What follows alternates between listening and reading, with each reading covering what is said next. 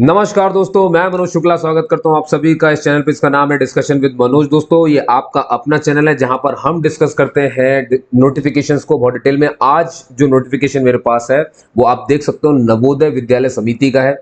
तो इसमें हम बात करेंगे दोस्तों एलिजिबिलिटी की, है ना। और बहुत सारी बातें यहाँ पर करेंगे, हम सारी जल्दी से जल्दी खत्म करेंगे। आपको पता, देखिए यहाँ पे 28 पन्ने का पीडीएफ आपके लिए मैंने खत्म किया है जल्दी से शॉर्ट में, ठीक है। और सारी इंफॉर्मेशन आपको यहाँ पे लगभग मिल जाएगी, कुछ भी यहाँ से चूकेगा या छूटेगा नहीं। भाई मुद्दा होता ही क्या है, ज्यादा से ज्यादा यही तो होता है मुद्दा कि भाई कौन कौन अप्लाई कर सकता है। सर मेरे पास ये है, ये चीजें हैं, मैं ये अप्लाई कर सकता हूँ, नहीं कर सकता हूँ, ठीक है। तो चलिए बात करते हैं नवोदय विद्यालय समिति की, शुरुआत करते हैं इस वीडियो की। भाई सबसे पहले तो आपको ये ध्यान रखना है कि इसमें जो पोस्ट खुली कौन कौन सी है। प्रिंसिपल के लिए पोस्ट खुली है, कितनी पोस्ट है सर? 12 पोस्ट है टोटल, ठीक। आप पीजीटी देखो, पोस्ट ये मालूम है ना, पीजीटी मतलब पोस्ट ग्रेजुएट टीचर और टीजीटी मतलब ट्रेंड ग्रेजुएट टीचर, ठीक है। तो अब देखो ध्यान से, पीजीटी यानी कि पोस्ट ग्रेजुएट टीचर के लिए कितनी है? 180 पोस्ट है। 180 पोस्ट में कौन से सब्जेक्ट्स है? टोटल 11 सब्जेक्ट्स है, ठीक है। अब सी ये मैंने शॉर्ट में लिखा हुआ है यहाँ पर ताकि आपको ध्यान रहे, ठीक है। सी मतलब एक तो कंप्यूटर साइंस हो गया, एक आपका एक क्या हो गया, केमिस्ट्री, और एक क्या बचा, एक क्या हो सकता है, ठीक है। ये तो हो गया इंग्लिश, ये हो गया इकोनॉमिक्स, ये हिंदी, ये हिस्ट्री, ये ज्योग्राफी, ये मैथ्स, ये बायोलॉजी, ये फिजिक्स, ठीक है। ठीक है, और क्या बताया मैंने? कंप्यूटर साइंस हो गया, कॉमर्स हो गया, और क्या बचा? केमिस्ट्री बचा, ठीक है। तो इतने हैं कुछ 11 सब्जेक्ट जिसमें आप पीजीटी अगर आपके पास है इनका, और मालूम है ना आपको, इनका आपका अलग से मतलब आपने जो भी ग्रेजुएशन कुछ किया है तो 3 साल आपने इनको अच्छे से डिटेल में पढ़ा होना चाहिए, ठीक है। ये आपको ध्यान रखना है। चलिए बहुत बढ़िया। और ये भी हम बात करेंगे एलिजिबिलिटी में क्या क्या है, क्योंकि इसमें और करके बहुत सारी चीजें आती है ना, जैसे बोल देते हैं कि या तो ये हो या तो ये हो, तो कंफ्यूज मत होइए। कहीं कहीं पर बीएड नहीं मांगा है, तो किसमें बीएड नहीं मांगा है, किसको छूट दी गई है बीएड से, वो हम अभी बात करेंगे इस पे, तो परेशान मत होइए, ठीक है। आप रेडी हैं? सुनते ही रहिए बस। तो जैसा कि मैंने कहा, पीजीटी के 180 पोस्ट है, टीजीटी की 285 पोस्ट है। अब ये 285 यहाँ पर आप देखो, टीजीटी 2 बार लिखा हुआ है, एक टीजीटी थर्ड लैंग्वेज के लिए, है ना। तो लैंग्वेज जो भरना चाहते हैं वो 169 है, मालूम है ना, कोंकणी, क्या कहते हैं, बहुत सारी होती है यार, बात करेंगे, है ना, बोडो, है ना, और भी है, ठीक है। तो 169 पोस्ट उसके लिए है। और टीजीटी के जो 5 सब्जेक्ट होते हैं ना, जैसे कि science, social science, maths, English और हिंदी, इसके लिए 285 पोस्ट है।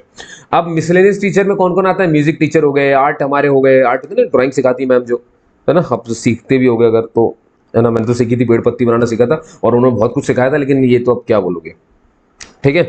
खैर बहुत कला वाली बात है। लाइब्रेरियन, ठीक, साइलेंट टीचर, है ना, दुनिया के सबसे साइलेंट पर्सन आपको लाइब्रेरी में मिलेंगे, ठीक है। और बस लेकिन एक बात मैं बता दूं आपको, ये सिर्फ लाइब्रेरी में शांत रहते हैं, घर में तो, है ना, अब भाई शांति है ना वहां पे, वो फूटेगा वहां जाकर के, ठीक। तो बहुत बढ़िया। तो लाइब्रेरियन हो गया, है ना, दुनिया के सबसे शांत इंसान लाइब्रेरियन। और फिजिकल बिल्कुल उल्टा, लाइब्रेरियन के जस्ट उल्टा, इतना हो हल्ला, इतना हो हल्ला कि अब क्या ही बोलोगे, है ना। ऐसा मतलब मोटिवेशन टाइप फील होती होगी आपको। तो ये मोटिवेशन वाली जॉब यानी फिजिकल एजुकेशन टीचर, इसमें मेल भी अप्लाई कर सकते हैं, फीमेल भी अप्लाई कर सकते हैं। बिल्कुल हो हल्ला वाली, इसके जस्ट अपोजिट लाइब्रेरी वाली। और आर्ट थोड़ा सा सॉफ्ट वन सा आपको समझ में आता हो। और म्यूजिक तो भैया अरिजीत सिंह वाली क्लास है ना। सपोज आपके अरिजीत सिंह अगर टीचर बन गए तो बस तुम ही हो, फिर तुम ही हो, और फिर बस उतना ही रहेगा, ठीक है। थोड़ा सा नवोदय के बारे में बात बता देता हूँ आपको। देखो, नवोदय जिसका हेडक्वार्टर जो है नोएडा में है, यूपी में। इसके टोटल 8 रीजनल ऑफिस है दोस्तों। कहाँ कहाँ है? एक तो भोपाल, मेरा भोपाल जहाँ मैं रहता हूँ, भोपाल में रहता हूँ मैं, आपको पता होगा, ठीक है। आप देखो मेरी वीडियो की लोकेशन भोपाल ही रहती है। भोपाल हो गया, चंडीगढ़ में भी है, हैदराबाद में भी है, जयपुर में भी है, लखनऊ में भी है, पटना, पुणे, शिलोंग, हर जगह है। टोटल इतने स्कूल है भैया। और ये स्कूल जो है वो आपको जवाहर JNV, है ना, यानी कि जवाहर नवोदय विद्यालय कितने हैं। लेकिन सिर्फ तमिलनाडु में ऐसा स्कूल नहीं है। ये थोड़ा जीके याद रखिएगा, जीके कभी पूछ भी लिया ना, जीके भी तो आती है इनके में उसमें, ठीक है। और आपकी जो पोस्टिंग है वो कहीं पर भी हो सकती है। और एक चीज मैं यहीं पे बताता हूँ आपको, कहाँ लेकर के जाऊंगा दूध। देखो, इसकी तो फीस है, ठीक है, पहले ही समझाता हूँ। अगर आप प्रिंसिपल पोस्ट के लिए अप्लाई करने की सोच रहे हैं तो आपकी फीस जो रहेगी वो रहेगी 2000 रुपए, ठीक। अगर आप पीजीटी से अप्लाई करेंगे तो आपकी रहेगी 1800 रुपए।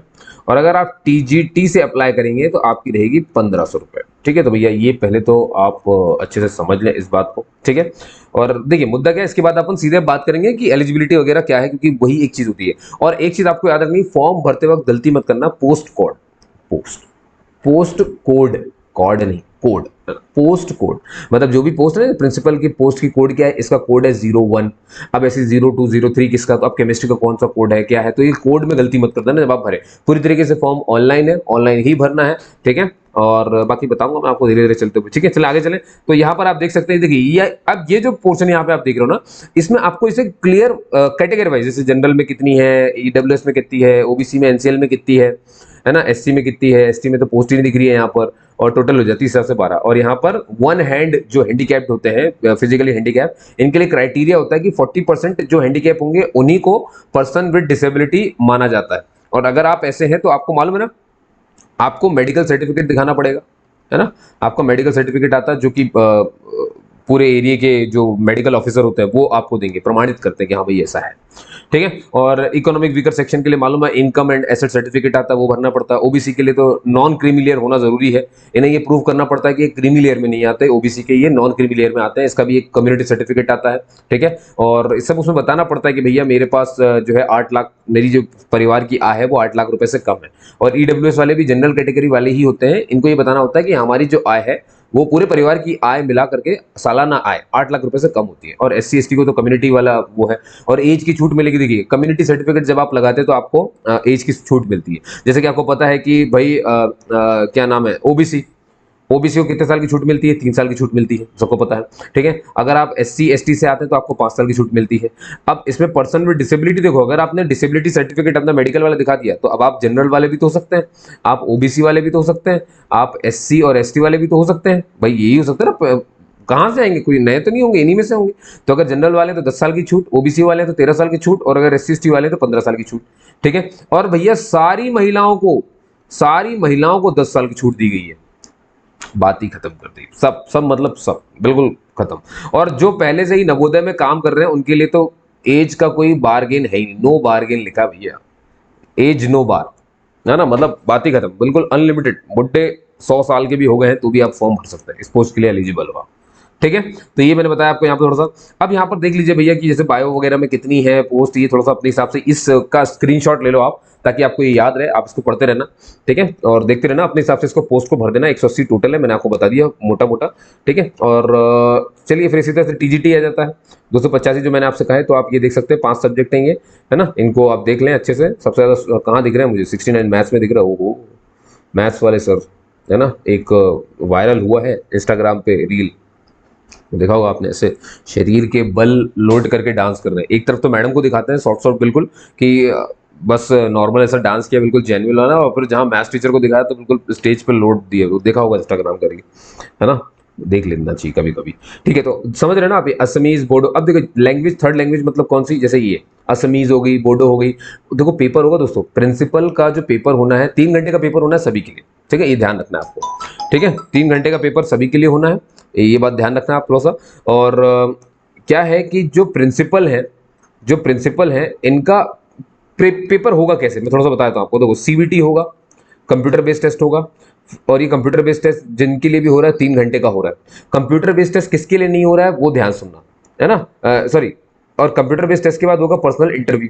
ठीक है, लेकिन लाइब्रेरियन के लिए, एक लाइब्रेरियन ऐसी पोस्ट है दोस्तों जिसके लिए कोई भी सिर्फ सीबीटी होने वाला है, उसके लिए आपको लाइब्रेरियन का कोई भी पर्सनल इंटरव्यू नहीं होगा। ठीक है, उसके लिए सिर्फ कंप्यूटर बेस्ड टेस्ट होगा। कंप्यूटर बेस्ड टेस्ट 3 घंटे का पेपर है, ये मैं आपको बता दूं, है ना। अभी सबके लिए अलग अलग है। प्रिंसिपल के लिए कंप्यूटर बेस्ड टेस्ट का जो सेंटर दिया गया है वो दिल्ली है और एनसीआर है। ठीक है, और बाकी सबके लिए सबके स्टेट वाइज में दिए गए, है ना, मतलब प्रिंसिपल को छोड़ दो, इसके बाद पीजीटी टीजीटी की जितनी भी पोस्ट है उन सबके लिए स्टेट वाइज बटा हुआ है कि कहां कहां पे सेंटर हो सकते हैं।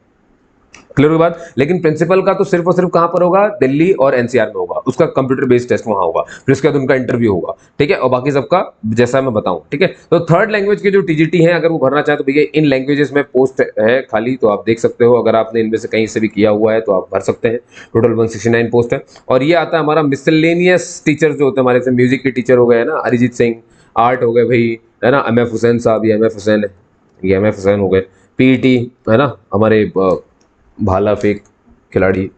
ठीक, और इस तरह से ये हो गया, लाइब्रेरियन हो गया 24, और ये हो गया। ठीक है, ये बात समझ गया आप। ठीक है, यहाँ मुद्दा नहीं, यहाँ पे आप नहीं फंसते।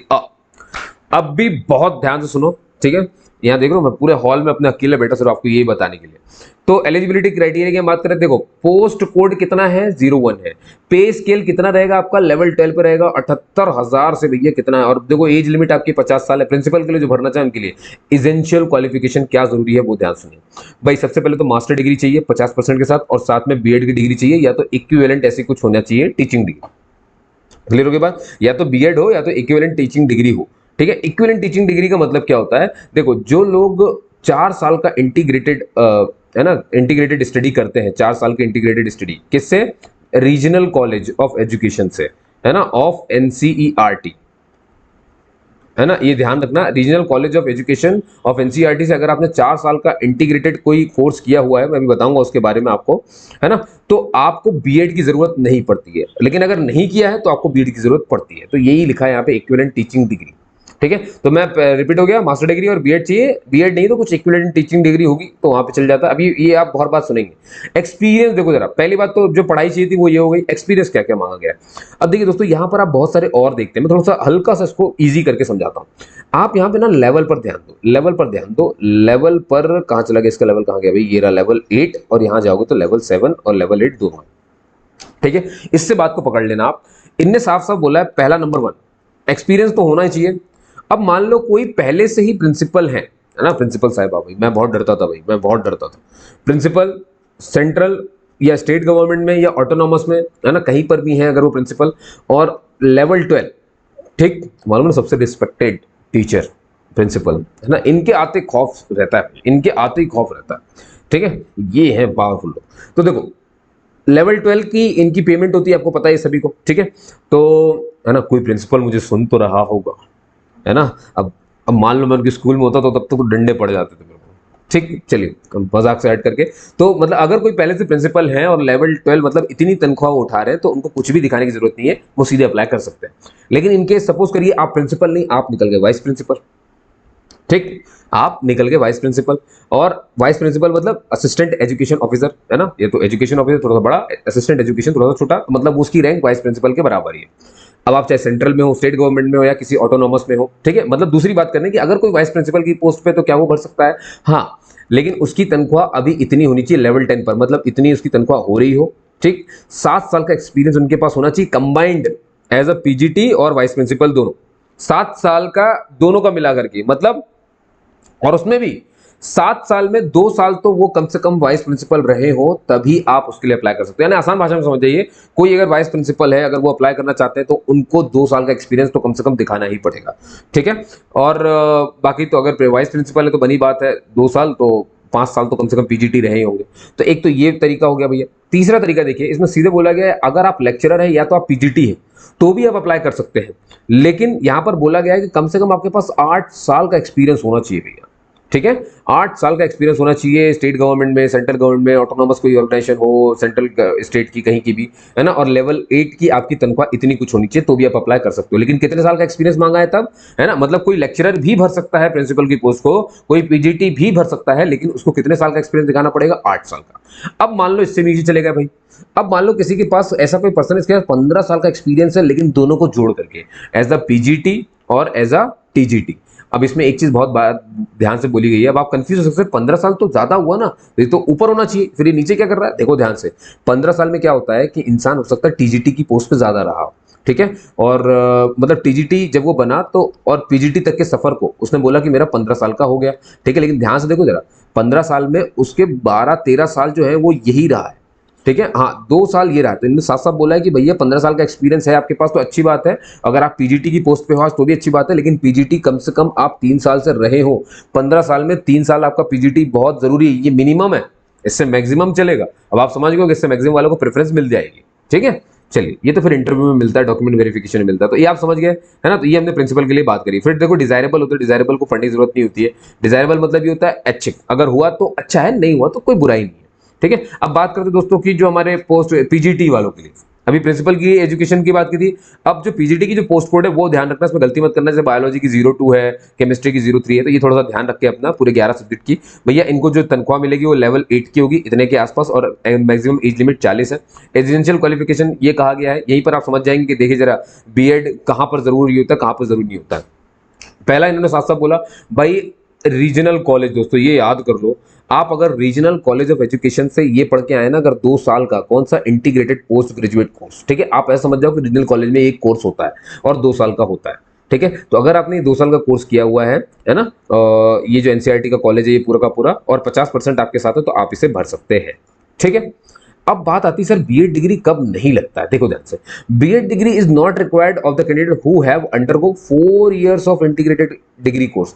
मतलब ये जो हमारी इंटीग्रेटेड पोस्ट ग्रेजुएट कोर्स है ना 2 साल का, ठीक है, तो बीएड किसके लिए लगेगा, जिसने 4 साल का इंटीग्रेटेड कोर्स किया, कहां से, रीजनल कॉलेज ऑफ एजुकेशन। इसमें देखो साफ साफ ये चीज मेंशन है, ठीक है, और किसी कॉलेज से मतलब नहीं है इनको। रीजनल कॉलेज ऑफ एजुकेशन जो कि एनसीईआरटी का है, अगर आपने यहां से 4 साल का इंटीग्रेटेड डिग्री कोर्स किया हुआ है रीजनल कॉलेज ऑफ एजुकेशन से, तो आपको बीएड की डिग्री दिखाने की जरूरत नहीं है, और ये 4 साल वाले पे ही अलाउड लागू है, इसको ध्यान रखना, ठीक है।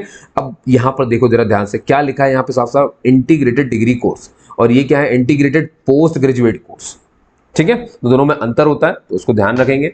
चलिए अब मान लीजिए किसी के पास ये नहीं है सर, ये समझ नहीं आया ऊपर वाला, तो नीचे वाला जरा देखो ध्यान से, मास्टर डिग्री तो होगी आपके पास, है ना। अब सर मास्टर डिग्री के लिए क्या बीएड जरूरी होता है, बनी बनी बात है भैया, आपने बीएड किया और मास्टर डिग्री की, ठीक है, तो मास्टर डिग्री आपका स्पेशलाइजेशन होना चाहिए। देखो यहाँ साफ साफ बोला है, मान लो ऊपर वाला छोड़ो, आपके पास नहीं है, आप रीजनल कॉलेज से नहीं, सब तो नहीं पढ़ सकते, बाकी उनके पास मास्टर डिग्री होगी और 50% अगर है तो वही लोग पीजीटी की पोस्ट भर सकते हैं। देखो ध्यान से, master degree in the subject, किसमें, पीजीटी इंग्लिश, इंग्लिश में हो, हिंदी में हो, फिजिक्स वाले का physics, applied physics, electronic physics, nuclear physics, इन सब में होना चाहिए, केमिस्ट्री वाले का केमिस्ट्री, बायोकेमिस्ट्री, इन सब में होना चाहिए, है ना। पीजीटी मैथमेटिक्स का mathematics, applied mathematics, PGT economics का, ये सारे यहाँ पे सब्जेक्ट लिखे हुए हैं, ठीक है। हिस्ट्री, ज्योग्राफी, कॉमर्स वाले का भैया अकाउंट्स, कॉस्ट अकाउंटिंग, फाइनेंशियल, इन सब में होना चाहिए, ठीक है। Holders of degree of MCom, मान लो जिनके पास एमकॉम की डिग्री है, अप्लाइड में, बिजनेस में, इन सब में, ये लोग एलिजिबल नहीं है।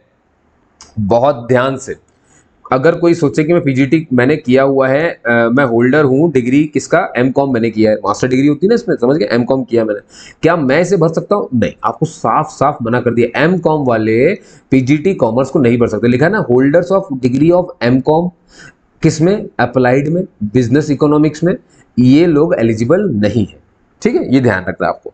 पीजीटी बायोलॉजी, यहाँ पर देख लो अच्छे से क्या क्या लिखा हुआ है भाई, है ना, ये life science, bio sciences, genetics और बहुत सारी बातें, ठीक है। तो उम्मीद है आप समझ पा रहे हो इस बात को, ठीक है। अब देखो यहाँ पे एक चीज लिखी हुई है, इंपॉर्टेंट नोट, क्या भाई, जिनके पास भी मास्टर डिग्री है वो तभी एलिजिबल होंगे इसको भरने के जब उनके पास बीएड की डिग्री भी हो और उनके पास हिंदी और इंग्लिश में पढ़ाने का भैया अच्छी प्रोफिशिएंसी हो, सब कुछ हो। डिजायरेबल नहीं पढ़ने की जरूरत है, डिजायरेबल का मतलब है कि ये हुआ तो अच्छा है, नहीं हुआ तो कोई बुराई नहीं, मतलब है नहीं, मतलब फर्क नहीं पड़ता, तो जाने दो उसको, ठीक है। अब जिसके पास है उसके पास तो है ही है, जिसके पास नहीं जान दो। अब सर एक बचा था पीजीटी साइंस कंप्यूटर, भाई कोई मान लो कंप्यूटर साइंस अगर पढ़ना चाहे तो उसके लिए भैया बहुत सारे यहाँ पर दिए हुए हैं, आप देख सकते हो, ठीक है। मैं बताऊंगा आपको धीरे धीरे। देखो मान लो कि आपने 50% लेकर के आए हो, आप किस में, 50% तो आपके पास होना चाहिए, पहली बात तो, नंबर 1 बीई बीटेक किया होगा आपने कंप्यूटर साइंस से या आईटी से, तो आप भर सकते हैं। दूसरा, मान लो ये नहीं है, अगर आपने बीई बीटेक किसी और डिग्री मतलब किसी और स्ट्रीम से कर ली है, तो फिर आपको क्या करना है, आपने बीई कहीं और से की, लेकिन आपके साथ में क्या किया भैया, पोस्ट ग्रेजुएट डिप्लोमा ले लिया, पीजी जो डिप्लोमा लेते हैं ना अपन वो वाला, ठीक है, कंप्यूटर साइंस पे ले लिया आपने, तो भी आप भर सकते हैं, ठीक है। मतलब तो इंजीनियरिंग मैकेनिकल से है, और अगर आपने ग्रेजुएशन किया हुआ, पोस्ट ग्रेजुएशन आपने कर लिया कंप्यूटर साइंस, तो आप भर सकते हैं। मान लो किसी ने एमएससी कंप्यूटर से साइंस से किया या आईटी से किया, या किसी का एमसीए है तो भी भर सकता है। अगर एमसीए नहीं है, किसी के पास बीएससी कंप्यूटर साइंस है या फिर बीसीए है, तो फिर और क्या भर सकते, क्या ये भर सकते हैं, भर सकते हैं, लेकिन इन्होंने साथ में पोस्ट ग्रेजुएट डिग्री ली हो किसी भी दूसरे सब्जेक्ट में, है ना। कंप्यूटर साइंस तो इन्होंने पढ़ ली है बैचलर में, बस इनके पास मास्टर डिग्री होनी चाहिए, क्योंकि क्या है ना, मास्टर डिग्री जरूरी है ना पीजीटी के लिए, है ना। तो आपने बैचलर में वो चीज पढ़ ली कंप्यूटर साइंस, अब आप मास्टर में कुछ और भी पढ़ो, उससे फर्क नहीं पड़ता, आप अलाउड हो, क्योंकि आपने बैचलर में पढ़ा हुआ है, ठीक है। तो उल्टा है ना दोस्तों, यहाँ पे देखो बी बीटेक आप किसी और से करके आए, लेकिन आपने मास्टर में पढ़ ली, तो आसान भाषा में समझ रहे हो ना, यहाँ मास्टर जरूरी है, और आपने चाहे पोस्ट ग्रेजुएशन में चाहे बैचलर में एक बार तो कंप्यूटर साइंस पढ़ा हो, ठीक है। अब देखो यहाँ पे क्या लिखा, पोस्ट ग्रेजुएट डिप्लोमा, ठीक है, किसमें होना चाहिए, कंप्यूटर साइंस या आईटी में होना चाहिए, लेकिन साथ में पोस्ट ग्रेजुएट डिग्री भी चाहिए किसी भी सब्जेक्ट में, मतलब कंप्यूटर साइंस में कुछ ना कुछ तो होना चाहिए। अब ये होता है बी लेवल भैया, नील्ट और डीओई एसीसी का सर्टिफिकेट होता है, ये अगर ये आपके पास है तो भी चल जाएगा, लेकिन साथ में आपका पोस्ट ग्रेजुएट डिग्री कोई सी भी हो, सी लेवल का भी चल जाएगा, है ना, यही वाला सेम कंप्यूटर साइंस और इंफॉर्मेशन टेक्नोलॉजी में। अब ये तो हो गया भैया कि इनमें और कि मतलब किसी के पास इनमें से कुछ है तो। अब दूसरी चीज क्या जरूरत है, इनमें एक चीज होना जरूरी है, इसके बाद आपके पास प्रोफिशिएंसी होनी चाहिए हिंदी इंग्लिश में पढ़ाने की, ठीक है। और बीएड की डिग्री यहाँ पे डिजायरेबल है, अगर हुई तो अच्छी बात है, नहीं हुई तो नहीं बात है, कोई दिक्कत नहीं, ठीक है। बीएड की डिग्री होगी तो प्रमोशन तो आपको बीएड की डिग्री पे ही मिलेगा, ध्यान रखना, मतलब बीएड तो करना ही पड़ेगा बाद में जाकर के, भले अभी सिलेक्शन हो सकता है, अब आता है भैया टीजीटी। अभी अपन ने पूरा पीजीटी पढ़ा जहाँ पे मास्टर डिग्री मस्त था, है ना, आपने देख लिया मास्टर डिग्री के बिना वहां पर कोई काम नहीं हो रहा है। अब अपन किसकी बात करने वाले हैं भैया, अब अपन बात करेंगे यहाँ पर टीजीटी की। तो इसमें इंग्लिश है, ये आप देख रहे हैं ना, पोस्ट कोड इनका इंग्लिश देख रहे हैं ना, 5 सब्जेक्ट टोटल। और इस तरह से आप देखोगे थर्ड लैंग्वेज में यहाँ पर ये किसके लिए है, थर्ड लैंग्वेज वालों के लिए, तो उनके लिए भी असमीज, बोडो, गारो, गुजराती, जयंतिया, बहुत सारी चीजें होती है। जयंतिया नहीं है ना इसमें, जयंतिया नहीं है, ठीक है। कन्नड़ा, खासी, मलयालम, मराठी, मिजो, नेपाली, ओडिया, पंजाबी, तमिल, ये सारे कुछ हो गए, ठीक है। तो इनको थोड़ा देखना। अब भैया इन सब के लिए जितने भी टीजीटी हैं इनके लिए मैक्सिमम एज 35 साल है। इनका लेवल 7 पर पे स्केल होगा, इतना 44,000 से आपकी स्टार्टिंग होगी, इतना कुछ मिलेगा आपको। इनकी एसेंशियल क्वालिफिकेशन क्या है, जो लोग भी टीजीटी भर्ती करना चाहते हैं उनके लिए क्या है ना, वो जरूरी है, वो ध्यान से सुनना। देखिए और लगा हुआ है, मतलब या तो ये हो या तो ये हो या तो ये हो। अब देखो दो तरीके होते हैं भैया, या तो किसी के पास बैचलर्स की ऑनर्स डिग्री होती है या तो किसी के पास सिर्फ बैचलर्स की डिग्री होती है। अगर आपके पास बैचलर्स की ऑनर्स डिग्री है ना, ऑनर्स डिग्री है, तो मान लो अब आपने 3 साल का कोर्स किया होगा ना, 3 साल में आपने ये जो बैचलर की डिग्री आपने ऑनर्स में ली, तो आपको कम से कम कोई भी सब्जेक्ट जो आपको भरना है ऊपर, आपने कम से कम उस सब्जेक्ट को 2 साल तक पढ़ा। लेकिन मान लो आपकी ऑनर्स की डिग्री नहीं है, नॉर्मल डिग्री है, तो फिर आपको जो भी सब्जेक्ट आप यहाँ पे से चुनना चाहते हो उसमें आपने कम से कम पूरे 3 साल तक पढ़ाई की। बात समझ में आ गई, ठीक है। ऑनर्स की डिग्री है तो 3 में से 2 साल ही पढ़ोगे, छूट मिल गई ना क्योंकि ऑनर्स की। और अगर सिर्फ बैचलर डिग्री है, कॉमन है, कुछ नहीं है, तो भैया पूरे 3 साल वो सब्जेक्ट पढ़ा होना चाहिए। जैसे मान लो किसी को साइंस का करना है, तो साइंस में अगर किसी ने बैचलर डिग्री ऑनर्स में ली हुई है तो 2 ही साल पढ़े तो काफी है, तीसरे साल उसने नहीं पढ़ा तो कोई दिक्कत नहीं। कई बार ऐसा होता है कुछ कॉलेजेस में कि तीसरे साल वो चीज पढ़ने को नहीं मिलती, 2 साल तक अगर पढ़ा है तो काफी है। लेकिन बैचलर्स की डिग्री तो भैया 3 साल चाहिए, नॉर्मल डिग्री अगर है तो, मतलब कुछ ऑनर्स नहीं लिखे है। सर एक छूट गया ऊपर वाला, क्या ये, यहाँ देखो 7 साल लिखा ना, 4 ईयर्स इंटीग्रेटेड डिग्री, कहाँ से, regional college of education NCERT से। मालूम है ना, क्या इस बंदे को बीएड दिखाना पड़ेगा? नहीं सर, अगर 4 साल का कोर्स है तो इसको बीएड दिखाने की जरूरत नहीं है। 50% तो सभी में चाहिए भैया, अब आप चाहे ऑनर्स के हो चाहे बिना ऑनर्स के हो, ठीक है। और वो कंसर्न सब्जेक्ट में होना चाहिए, टीजीटी के लिए दोस्तों सारा कुछ। अब यहाँ देखो जरा, मान लो कि आप टीजीटी बनना चाहते हो हिंदी के, तो कैसा होना चाहिए भैया, आपने एक हिंदी का सब्जेक्ट पूरे 3 साल पढ़ा हो, उसमें कोई छूट नहीं मिलेगी। और अगर टीजीटी इंग्लिश बनना चाहते हो तो आपने अपने ग्रेजुएशन में पूरे 3 साल, देखो डिग्री लिखा है ना, पूरे 3 साल आपने उसे इंग्लिश को पढ़ा हो, ठीक है। कोई मैथ्स के लिए करना चाहता है भैया, तो बैचलर की डिग्री होनी चाहिए मैथ्स में, प्लस साथ में फिजिक्स होना चाहिए, है ना। और इनमें से मतलब मैथ्स हो गया, फिजिक्स हो गया, ठीक है। अभी ध्यान देखना कौन अप्लाई नहीं कर सकता। देखो बीएससी डिग्री अगर किसी ने ली है और ऑनर्स है उसका मैथ्स के साथ, तो ये एलिजिबल है, ये भर सकते हैं। लेकिन अगर किसी की बीएससी फिजिक्स में ऑनर्स है या किसी की केमिस्ट्री में ऑनर्स है, तो वो एलिजिबल नहीं है टीजीटी मैथ्स के लिए। ये एलिजिबल किसमें होंगे, अगर बीएससी ऑनर्स इन फिजिक्स है तो फिजिक्स के लिए एलिजिबल हुए, है ना। बड़ी दिक्कत है भैया, मतलब समझ रहे हो ना मेरी बात, ध्यान सुनो जरा। देखो मैथ्स भी मांगा, बैचलर डिग्री में साथ साथ बोला है मैथ्स के साथ आपका फिजिक्स भी होना चाहिए। और यहाँ पे देखो एंड लिखा है, any one of the following subject, यानी केमिस्ट्री भी पढ़ी हो, इलेक्ट्रॉनिक्स, कंप्यूटर साइंस या स्टैटिस्टिक्स, इनमें से कोई एक पढ़ा हो, ठीक है। मतलब मैथ्स फिजिक्स मस्ट है, लेकिन इनमें से कोई एक। लेकिन ध्यान से देखो जरा, अगर कोई बोल दे कि भैया मैंने वही बीएससी की डिग्री ऑनर्स में मैथ्स में ली है तो मैं एलिजिबल हूं, लेकिन देखो जरा ध्यान से, अगर बीएससी ऑनर्स डिग्री मैंने फिजिक्स में ली तो मैं एलिजिबल नहीं हूं, केमिस्ट्री में ली तो मैं एलिजिबल नहीं हूं, जबकि वो ना तो सब्जेक्ट चल रहा है। समझ गया ना इस बात को, तो बहुत ध्यान से देखना। अगर आपकी बीएससी डिग्री ऑनर्स में मैथ्स में, तो ही आप इसे भर सकते हैं, लेकिन इसमें कंडीशन यही है कि भैया आपने कम से कम स्टडी की हो फिजिक्स, केमिस्ट्री, कुछ सब्जेक्ट बाकी भी ईयर में अपने, है ना, 2 सालों में आपने कहीं ना कहीं से पढ़ा हो। बात समझ में आ गई, ये बात होती है, ठीक है। लेकिन ऑनर्स वाले जिनके सिर्फ ऑनर्स फिजिक्स में है और केमिस्ट्री में है, ये एलिजिबल नहीं है मैथ्स के टीजीटी के लिए, ठीक है। मैं बार बार बोल रहा हूँ मैथ्स के टीजीटी के लिए। अब भाई टीजीटी साइंस किसी को बनना है तो बॉटनी, जूलॉजी, केमिस्ट्री है, ठीक है। तो कैंडिडेट ने भैया क्या क्या पढ़ा होना चाहिए, ये पढ़ा होना चाहिए अपने पूरे 3 साल में कहीं ना कहीं पढ़ा हो, ठीक है। अब देखो इन सब बातों में पता क्या लिखा हुआ है, इनमें यही लिखा है कि मान लो इनमें से कोई भी एक कॉम्बिनेशन आपने उसमें अच्छे से पढ़ा हो, ठीक है। और ऑनर्स डिग्री भैया किसी की भी इन दोनों की मिला कर किसी में भी चल जाएगी। अब तो यहाँ तो आपको मालूम है, अगर किसी की बॉटनी में तो भी चल जाएगा, जूलॉजी में तो भी चल जाएगा, केमिस्ट्री में तो भी चल जाएगा, भर सकता है। समझ गए इस बात, बहुत बढ़िया। सोशल स्टडी में भैया अब यहाँ देखो 3 चीजें यहाँ पे बोली दो। सोशल स्टडी में ना किसको महत्व मिलता है बता देता हूँ, एक हिस्ट्री को मिलता है और एक ज्योग्राफी को मिलता है, ठीक है। देखो यही लिखा हुआ है, आप इनकी टुकड़ी नहीं तोड़ सकते। इनमें साफ साफ बोला है, अगर आपका देखो ऑनर्स डिग्री अगर हिस्ट्री में है तो भी चलेगा, ऑनर्स डिग्री अगर ज्योग्राफी में तो भी चलेगा, क्योंकि यही दोनों चलते हैं इसमें। लेकिन अगर आपका ऑनर्स डिग्री इकोनॉमिक्स में है, देखो इकोनॉमिक्स भी मतलब लगभग इसका पार्ट समझ, आप नहीं भर सकते। किसको नहीं भर सकते, अगर आपने पॉलिटिकल साइंस में किया, वो सोचो जरा, सोशल साइंस के लिए अगर किसी ने ऑनर्स डिग्री बीएससी की अपनी पॉलिटिकल साइंस से की है, बीए किया हुआ है, तो भी वो नहीं भर सकता भैया टीजीटी एसएसटी सोशल स्टडीज के लिए।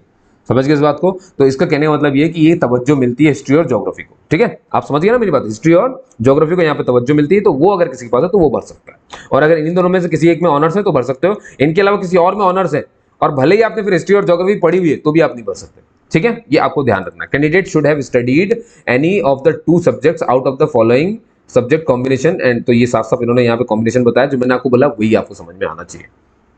ठीक है, थर्ड लैंग्वेज भैया, थर्ड लैंग्वेज बहुत इजी है, पूरे 3 साल आपने उसको पढ़ा, सीधा खत्म हो जाता मामला। ठीक है, और बात देखो जरा ध्यान से, सारे के सारे टीजीटी के लिए एक बात कॉमन है, और वो ये है कि भैया सभी ने पास किया हो सीटीईटी का एग्जाम, जो कि सीबीएसई के द्वारा होता है। सभी के पास बीएड की डिग्री होनी चाहिए, सिर्फ उनको छोड़ करके जिनके पास 4 साल का इंटीग्रेटेड कोर्स है, इंटीग्रेटेड डिग्री कोर्स है। कहाँ से? रीजनल कॉलेज ऑफ एजुकेशन से, एनसीईआरटी के। और सभी के पास पढ़ाने में इंग्लिश और हिंदी में जो है कॉम्पिटेंसी होनी चाहिए। ठीक है, और याद रखना है आपको। अब ये रहा भैया मिसलेनियस टीचर की हम बात कर लें, तो समझ गए ना, ये टीजीटी के सारे टीचर। अब बच्चे म्यूजिक टीचर हमारे आ जाओ। म्यूजिक टीचर भैया ये देखो 5 साल का आपके पास म्यूजिक इंस्टीट्यूशन में होना चाहिए।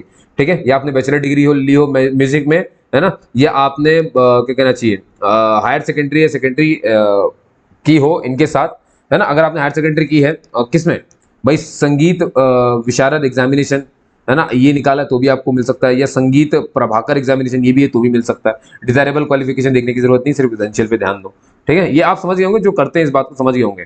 ठीक है, या ये भी नहीं है ऊपर के, तो फिर डिग्री या डिप्लोमा आपका होना चाहिए कि अवॉर्डेड होना चाहिए। क्या होता है, डिग्री डिप्लोमा अवार्ड भी होता है। किससे, किसके द्वारा अवार्ड होना चाहिए? प्राचीन कला केंद्र चंडीगढ़ के द्वारा अगर आप अवार्डेड है। कौन सा अवार्ड मिला आपको? संगीत भूषण का, संगीत नृत्य भूषण का, संगीत विशारद, ये संगीत नृत्य विशारद का, तो भी आप इसे भर सकते हैं। ठीक है, आर्ट की बात करें दोस्तों, 4 साल का सीधे बोला है डिप्लोमा होना चाहिए।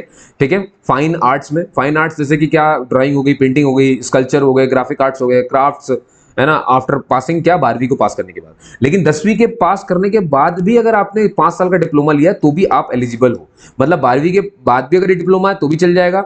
अगर आपका 10वीं के बाद भी 4 साल का ये डिप्लोमा, सॉरी 12वीं के बाद 4 साल का डिप्लोमा जरूरी है, लेकिन 10वीं के बाद 5 साल का जरूरी है, तभी आप इसे भर सकते हैं। ठीक है, और अगर आपने डिग्री ही लेके रखी है फाइन आर्ट्स में तो भी तो भाई जिंदाबाद हो आप, और बीएड की डिग्री है फाइन आर्ट्स में तो और जिंदाबाद हो आप। ठीक, अब यहाँ तक वो डिजायरेबल, इस वाले कॉलम को मत देखो, ये डिजायरेबल होता है। अब ये पीईटी भैया, मान लो मैंने भाई बीपेड होना चाहिए, है ना, bachelors degree in physical education, तो बिल्कुल फ्री हो आप। या डिप्लोमा है फिजिकल एजुकेशन में तो भी आप भर सकते हैं इसे। लाइब्रेरियन की बात करें दोस्तों, ठीक है, और हाँ लाइब्रेरी की बात करें भैया, इनके पास डिग्री होनी चाहिए लाइब्रेरी साइंस की, तो बिल्कुल मुफ्त है ये। अगर आपने ग्रेजुएशन किया कहीं से भी, कोई भी ग्रेजुएशन, बीटेक कुछ भी किया, लेकिन साथ में आपने 1 ईयर का डिप्लोमा कर लिया लाइब्रेरी से, तो भी आप भर सकते हैं। और आपका इंग्लिश हिंदी में अच्छा काम करने का वो होना चाहिए। ठीक है, और यहाँ पर एज रिलैक्सेशन लिखा हुआ है, जैसे कि मैंने बताया आपको कि सभी महिलाओं को पीजीटी टीजीटी के लिए जो अप्लाई कर रही हैं और जो म्यूजिक टीचर और ये सब बनना चाहती है, उनके लिए 10 साल तक की छूट है ना। एम्प्लॉयज़ के लिए कुछ बार्गेनिंग नहीं है। और भाई अगर कैंडिडेट हैं जिन्होंने 3 साल तक लगातार सेंट्रल गवर्नमेंट में काम किया हुआ है, उनको 5 साल की छूट मिल रही है ना। तो आप ये भी लगा सकते हो, यानी कि आपको लगेगा एनओसी, है ना, नो ऑब्जेक्ट सर्टिफिकेट, अगर आप कहीं और किसी में। जम्मू कश्मीर वालों को 5 साल की छूट है, बाकी सारी छूट मैंने आपको बता ही दी है। ठीक है दोस्तों, तो ये था जो मुद्दा था जो आपको बताना था। अब इसके बाद जो बचता है वो यही है कि सीबीटी कैसे हो रहा है, तो मैंने आपको बता दिया सीबीटी कैसे होता है। ठीक है, प्रिंसिपल के लिए जो सीबीटी है वो दिल्ली एनसीआर में होगा, और ये देखो selection process computer based test होगा और फिजिकल इंटरव्यू होगा आपका, इसमें आपको पास होना पड़ेगा। और ये अब आपको ये देखना है कि सर सीबीटी में क्या है ना, कि कंप्यूटर बेस्ड टेस्ट कैसा होगा हमारा, तो मैं अभी आपको नीचे बताता हूँ। और देखिए याद रखिए, एक्सेप्शन लाइब्रेरियन की पोस्ट के लिए जो भरेंगे उनको सिर्फ सीबीटी देना पड़ेगा, उनका इंटरव्यू नहीं होगा। बाकी प्रिंसिपल का सीबीटी हो रहा है, इनका इंटरव्यू भी होगा। और बाकी अब जितने भी टीजीटी पीजीटी आप देखोगे उनका सबका पेपर भी देना पड़ेगा उनको, सीबीटी, और उनका इंटरव्यू भी होगा। ठीक है, अब देखो भाई प्रिंसिपल को छोड़ करके, प्रिंसिपल का तो दिल्ली एनसीआर में हो रहा है ना, सीबीटी कंप्यूटर बेस्ड टेस्ट। बाकी जितने भी हैं जो पीजीटी के लिए अप्लाई कर रहे हैं और टीजीटी के लिए अप्लाई कर रहे हैं, है ना, और अब टीजीटी में मतलब वो मैथ्स और म्यूजिक सब आ गया। ठीक है, और पीजीटी में भी वो 11 सब्जेक्ट सब आ गए। इन लोगों को, है ना, अपना भैया सीबीटी इस स्टेट्स में से किसी, जहां भी आप जिस भी स्टेट में रहते हो, ये आपके सेंटर्स हैं, और आप 3 सेंटर चुन सकते हैं भैया। आपकी चॉइस जो है 3 सेंटर तक की हो सकती है, तो आप अपने हिसाब से इसमें चुन लेना। देखो पूरा लिखा हुआ है, तो मैं पीडीएफ शेयर कर दूंगा, लिंक में मिल जाएगा आपको। हम सीधे बात करते हैं अब कि भैया पेपर कैसा होगा। सबसे पहले बात करते हैं कि प्रिंसिपल का अगर कोई भर रहा है तो उसका पेपर कैसे होने वाला है। 3 घंटे का पेपर है, ये तो आपको समझ में आ गया। कितने सेक्शन है वो देखो जरा, पार्ट 1, पार्ट 2, पार्ट 3, ये दिख रहा है पार्ट 4, है ना, और एक नीचे दिखेगा पार्ट 5, 5 पार्ट दिख गया आपको, है ना। अभी कैसे कैसे होने देखो जरा से। रीजनिंग और न्यूमेरिकल एबिलिटी सिर्फ 10 क्वेश्चन 10 नंबर के आएंगे, इसलिए ज्यादा जोर मत देना उसको पढ़ने में। ठीक है, जनरल अवेयरनेस आपका जो है वो 20 नंबर का है, 20 क्वेश्चन है, 20 नंबर के हैं। लैंग्वेज आएगी इंग्लिश हिंदी की, और दोनों 10-10 नंबर की है, इसीलिए टोटल आपको दिख रहा होगा 20 क्वेश्चन है, क्योंकि 10 इंग्लिश के रहेंगे और 10 आपके हिंदी के रहेंगे, और टोटल हो गए 20 मार्क्स। ठीक है, ये 3 पार्ट हो गए आपके इजी थे। अब आता भैया 4th पार्ट। इसका सिलेबस आपको मिल जाएगा इन्हीं की साइट पे, एनबीएस की वेबसाइट पे। ये क्या है दोस्तों, पहला वाला एकेडमिक एंड रेसिडेंशियल एस्पेक्ट्स, है ना, जो एकेडमिक से जुड़े कुछ सवाल होते हैं, 50 सवाल पूछेंगे 50 नंबर के, और कुछ ये शासन प्रशासन से जुड़े और वित्तीय संभावना से जुड़े शब्द रहते हैं, क्योंकि आप प्रिंसिपल है ना, आप सब देखते हैं वहां पर। तो 50 क्वेश्चन से 50 नंबर के, तो टोटल हो गया 150 क्वेश्चन, 150 नंबर का आपका हो गया पेपर ये प्रिंसिपल के लिए। अब आती पीजीटी की बारी। इनका part 1, part 2, part 3, part 4, part 5, part 6, है ना, 6 होते हैं दोस्तों। शाबाश, अब ये समझ जाओ क्या क्या है इसमें। देखो, ये तो जनरल अवेयरनेस समझ गए, 10 क्वेश्चन मिला करके। रीजनिंग एबिलिटी के 20 क्वेश्चन आए, भी अलग हो गया यहाँ पे रीजनिंग एबिलिटी। और यहाँ पे नॉलेज ऑफ आईसीटी है ना, आपका इंटीग्रेटेड कोर्स जो रहेगा उसका से जुड़ा। टीचिंग एप्टीट्यूड के 10 क्वेश्चन है। अब ये आता है डोमेन नॉलेज, मतलब स्पेसिफिक, ये सब्जेक्ट स्पेसिफिक सिलेबस रहेगा पूरा। इसमें 80 क्वेश्चन है आपके पास, 80 नंबर के, तो बहुत ध्यान से पीजीटी में, है ना, मालूम है ना, मास्टर डिग्री की आपने तो वो इसी के लिए तो की थी। और आपका भैया लैंग्वेज टेस्ट भी यहाँ पर हो रहा है, हिंदी इंग्लिश में 10-10 मार्क्स का होगा, ये 20 नंबर का ये हो गया आपका, ठीक है। और अब एक बात सुनिए, देखिए ये जो पार्ट 4 है दोस्तों, ये वाला क्वालिफाइंग नेचर का रखा गया है, ठीक है। और इस क्वालिफाइंग में आपको 40% मार्क्स लेकर के आने पड़ेंगे, अकेले इसकी बात हो रही है। मतलब इस 20 का अगर मैं 40%, अगर ये देखो ना, 40% अगर मैं निकाल दूं तो ये कितना हो गया, 8 नंबर। 8 नंबर लेकर के आने पड़ेंगे आपको, समझ गए, लेकर के आना, ये क्वालिफाइंग है, ये लेकर के आओगे तभी आपके, देखो ये तो सभी के लिए रहेगा, सभी के लिए ये तो कॉमन ही है, आपको मालूम है। यहां तक तो देखो सबके लिए कॉमन है। पार्ट 5 तो सबका सब्जेक्ट वाइज बढ़ जाएगा, ठीक है। केमिस्ट्री तो केमिस्ट्री आएगी, फिजिक्स है तो फिजिक्स आएगी, बायो तो बायो आएगी, ये तो सबके लिए बढ़ जाएगा। ये वाला पार्ट 5 ये तो सबके लिए कॉमन है, समझ गए, है ना। और पार्ट 5 सबका सब्जेक्ट वाइज हो जाएगा। और पार्ट 6 दोस्तों कैसा है, लैंग्वेज वाइज है, ये तो सभी को देना है, लेकिन सभी को उसमें क्वालिफाई करना पड़ेगा। इसमें साथ साथ लेकर, जब आप पार्ट से 1 से लेकर के 5 तक जो पार्ट है वो हम तभी चेक करेंगे जब आप क्वालिफाई कर लेंगे छठवां हिस्सा, यानी कि इंग्लिश वाला। और क्वालिफाई नेचर का है तो कितने नंबर लेके आने हैं, 40% मार्क्स, यानी कि 8 नंबर लाने, 20 नंबर का है ना। बस समझ गए आप मेरी बात, समझ गए, बहुत बढ़िया। चलो, और अब आती बारी दोस्तों टीजीटी और जो हमारे म्यूजिक टीचर थे उनके लिए क्या है। तो भाई देख लो यहाँ पे साफ साफ, part 1 general awareness 10 question, reasoning ability 10 question, part 3 knowledge of ICT, teaching aptitude तो इनसे ही पूछा जाएगा, डोमेन नॉलेज में वही सब्जेक्ट वाइज आपका बढ़ जाएगा, ठीक है। और इसमें भी दोस्तों लास्ट में आप देखोगे पार्ट 6 हो रहा है हिंदी इंग्लिश का, है ना, 40 मार्क्स आपके, 40% मार्क्स आपको लाने 30 नंबर में से।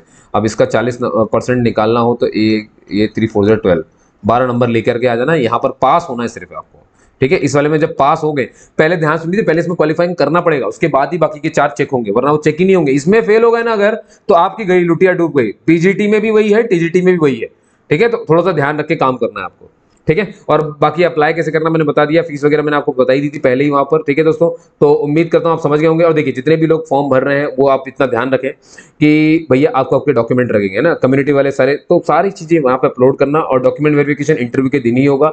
रजिस्ट्रेशन कब से ओपन है, इंपॉर्टेंट डेट याद रखिए, 2 जुलाई से ये डेट ओपन है, और 22 जुलाई तक आप इसका फॉर्म भर सकते हैं। अभी कंप्यूटर बेस्ड टेस्ट की डेट नहीं आई है, समिति डिसाइड करेगी, फिर आपको बताएगी। नेगेटिव मार्किंग रहेगी पूरे पेपर में, 1/4 मार्क्स कटेंगे अगर आपने गलत चुने तो, ठीक है। तो बस यहीं पर ये पीडीएफ खत्म हो जाती है। बाकी ये फिर जो है ये SC ST के जो फॉर्म्स है वो वाले होते हैं, ठीक है दोस्तों। तो उम्मीद करता हूं कि आपने मुझे सुना और आपको बात समझ में आई होगी, है ना। कैसा भी लगा हो, है ना, मुझे बताइएगा जरूर, ठीक है। और ये देखिए अब आपको मैं यहाँ पे खूब सारा दिख रहा हूँ, है ना। और अगर मैं, चलो मैं एक बार आपके लिए फुल भी हो जाऊं क्या, ठीक है, चलो समझ गए दोस्तों, है ना। तो हमने पूरी अच्छे से इस चीज को डिस्कस किया है, और बस ठीक है, मिलते हैं अगले में। क्या आप यहाँ पे मुझे क्या सुन रहे हो आप लोग, ठीक है। चलिए, जय हिंद जय भारत, और जाते हैं सब्सक्राइब जरूर करना, ठीक है। और कोई भी एप्लीकेशन आपको समझना हो मुझे जरूर बताइएगा।